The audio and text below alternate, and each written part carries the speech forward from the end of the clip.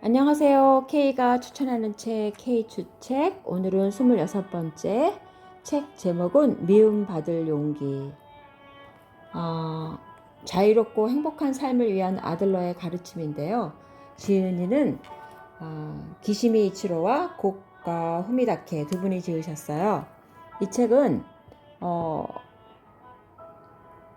왜 우리는 변하지 않는가? 왜 우리는 열등감을 극복하지 못하는가? 왜 우리는 타인의 인생을 사는가? 왜 우리는 지금 행복을 느끼지 못하는가? 이거에 대한 우리의 가치관을 뒤흔들 새로운 고전의 탄생이라고 하네요. 왜 진짜 내 삶을 살지 못했을까? 지금까지 의문이었던 수수께끼가 모두 풀렸다. 책을 덮으며 나는 울었다. 이제 나는 용기 내는 것에 자신이 있다. 이 책을 만난 것은 내 인생의 최대의 기적이다. 100권의 자기계발서보다 이 책 한 권이 낫다. 엄청난 책이다. 이 책의 내용을 받아들이고 실천하려면 지금까지 가지고 있던 상식을 버려야 한다. 그야말로 감동적이면서도 충격적이었다. 행복해지고 싶은 사람이라면 다른 책보다 이 책 한 권을 읽기 바란다. 이 알프레드 아들러는 오스트리아 출신의 정신의학자이며 심리학자로 미래지향적이고 긍정적 사고를 강조하는 개인 심리학을 창시했는데 지그문드 프로이드와 칼 구스타프 융과 어깨를 나란히 하면서 심리학의 3대 거장으로 일컬어지고 있다고 하는데요. 이 사람은 또 자기계발의 아버지라고 불리기도 하고요. 오늘날의 거의 상식처럼 되어버린 프로이드의 원인론을 정면으로 부정하고 사람은 현재의 목적을 위해 행동한다는 목적론을 내놓았다고 하고요. 아들러에 의하면 우리는 얼마든지 변할 수 있는 존재이며 그러기 위해서는 지금의 나를 그대로 받아들이고 인생에 놓인 문제를 직시할 용기가 필요하다고 합니다. 즉 자유도 행복도 모두 용기의 문제이지 환경이나 능력의 문제가 아니라는 것이고요. 그렇기 위해서는 아들러의 심리학을 용기의 심리학이라고 부른다고 합니다. 이 미움받을 용기는 아들러의 사상을 청년과 철학자의 대화라는 형식으로 엮은 책인데요. 어떻게 행복한 인생을 살 것인가? 라는 철학적인 질문에 아들러 심리학은 단순하고 명쾌하게 해답을 제시하는데 아들러 심리학에 대한 일본 제1의 철학자의 통찰력 있는 해석과 베스트셀러 작가의 맛깔스러운 글이 잘 결합된 새로운 형식의 책이라고 하네요.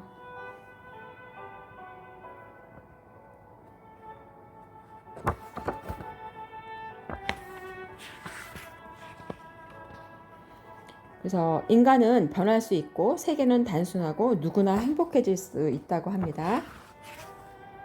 트라우마라는 같은 그런 상처 이런 거는 프로이드의 원인론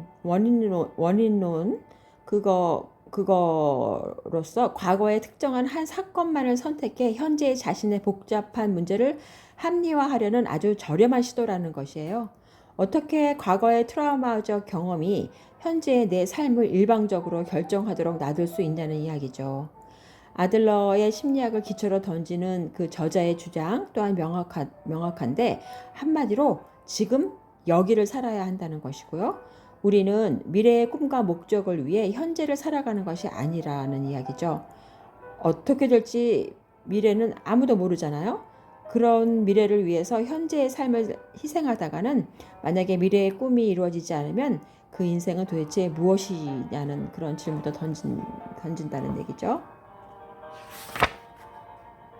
그래서 인간은 누구나 스스로 의무를 부여한 주관적인 세계에 살고 있고 객관적인 세계에 사는 것이 아니라고 합니다. 그저 우리에게 그런 용기를 가지고 우리가 변할 수 있다는 것을 알고 깨닫고 변할 용기를 갖고 그것을 실천을 하면 행복해질 수도 있다는 얘기예요. 저는 지금 이 청년과 철학자의 대화 내용을 간단하게 주제만 뽑아서 지금 제가 말씀드리는 건데, 첫 번째, 이게 5번째 밤으로 나눠져 있어요. 근데 첫 번째 밤, 트라우마를 부정하라. 그래서 이제 오늘은 여기 트라우마를 부정하라만 할 건데요. 자네가 불행한 것은 과거의 환경 탓이 아니네. 그렇다고 능력이 부족해서도 아니야. 자네에게는 그저 용기가 부족한 것뿐이야. 그래서 우리가 용기를 내면 우리의 상처나 트라우마도 다 이겨낼 수 있다는 얘기고요.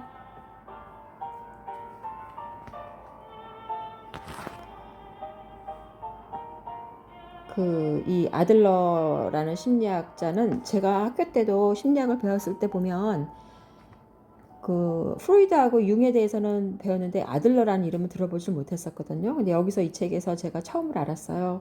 근데 여기 아들러의 심리학은 고루한 학문이 아니라 인간 이해의 진리이자 도달점이라고 할 수 있다고 하네요. 그리고 인간이 변할 수 있는 이유는 무엇인가?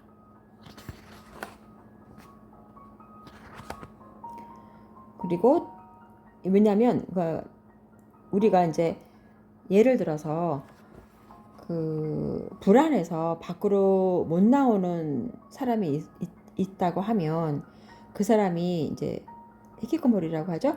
일본에 그런 사람, 그 사람은 이게 불안해서 밖으로 나오지 못하는 것이 아니라 밖으로 나오지 못하니까 불안한 감정을 지어내는 것이라고 이 말을 해요. 그러니까 불안해서 밖으로 나오지 못하는 것은 원인론이에요. 프로이드식이죠. 근데 이 아들러는 목적론이라 그래서 이 사람이 밖으로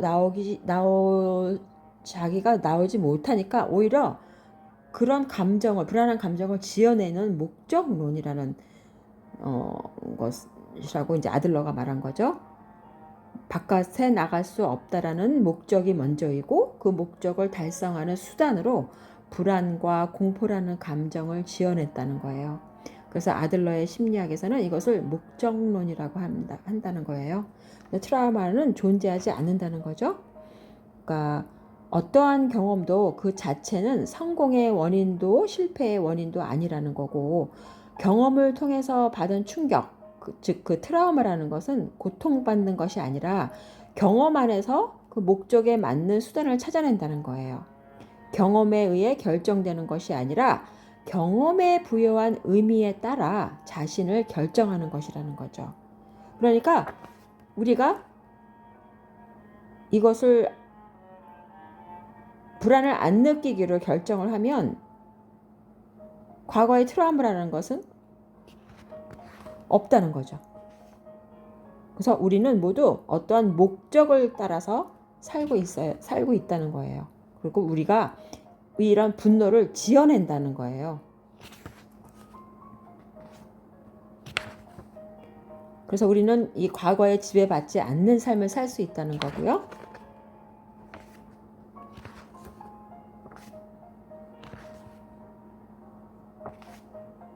그래서 우리의 불행은 우리가 스스로 선택했다는 것이죠. 중요한 것은 무엇이 주어졌느냐가 아니라 주어진 것을 어떻게 활용하느냐에 달려 있다는 거예요. 그러니까 자네가 Y나 다른 누군가가 되고 싶은 것은 무엇이 주어졌는가에만 주목하기 때문일세. 그러지 말고 주어진 것을 어떻게 활용할 것인가에 주목하게나. 이렇게 철학자가 얘기했고요. 나의 불행은 내가 스스로 선택한 것이에요. 그리고 현실을 무시하는 것은 우리라는 거죠. 무엇이 주어졌는가에 집착한다고 해서 현실이 변하지는 않아요. 우리는 교환이 가능한 기계가 아니에요. 그래서 우리에게 필요한 것은 교환이 아니라 고쳐나가는 것이에요. 우리는 그런 고쳐나갈 수 있는 사람이고 그럴 의지가 있는 사람이고 우리 인간은 그럴 용기만 있으면 우리는 행복도 우리가 선택할 수 있다는 거죠. 근데 인간은 끊임없이 변하지 않겠다고 결심을 한다는 거예요. 그래서 생활 양식이 선천적으로 주어진 것이 아니라 스스로 선택한 것이라고 한다면, 그러면 다시 선택하는 것도 가능하다는 거죠. 다시 선택할 수 있다는 것은 우리가 언제든지 어떤 환경에서든지 변할 수 있다는 거죠. 그러니까 우리가 변하지 않는 것은 스스로 변하지 않겠다고 결심했기 때문이란 거예요. 그래서 아들러의 심리학을 용기의 심리학이라고 말하고, 우리가 불행한 것은 과거의 환경 탓이 아니고 능력이 부족해서도 아니고 그저 용기가 부족한 것이고, 우리가 행복해질 용기가 부족하다는 거예요. 우리가 마음만 먹으면 지금 이 순간 당장 여기에서 행복해질 수 있다는 거죠. 바로 지금의 생활 양식을 버리겠다고 결심하는 것.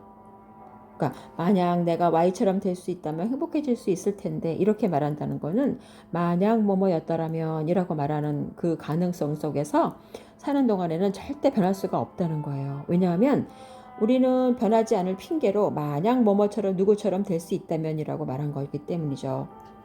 그래서 지금 여기서 세계와 자신에 대해 어떤 의미를 부여하느냐에 따라 세계와 관계를 맺는 법, 그리고 행동도 변할 수 있다는 거고, 그것을 주목한다면 우리는 변할 수밖에 없다는 거죠. 그러니까 우리가 행복하겠다고 결심을 하고 변하겠다고 결심을 하면 그 행복은 지금 여기서 우리에게 찾아온다는 거죠. 제가 이제 이 청년과 철학자의 대화 내용을 간편하게 이렇게 딱 요약을 해서 말씀드렸어요. 오늘은 여기까지 하고요. 다음에 또 이어서 이 책을 나눌 텐데, 잘 풀어나가면 그렇게 어려운 책도 아니고 굉장히 유용한 책인 것 같아요. 네, 오늘은 여기까지 하고요. 다음번에 또 여러분과 만나 뵐 것을 약속드립니다. 감사합니다.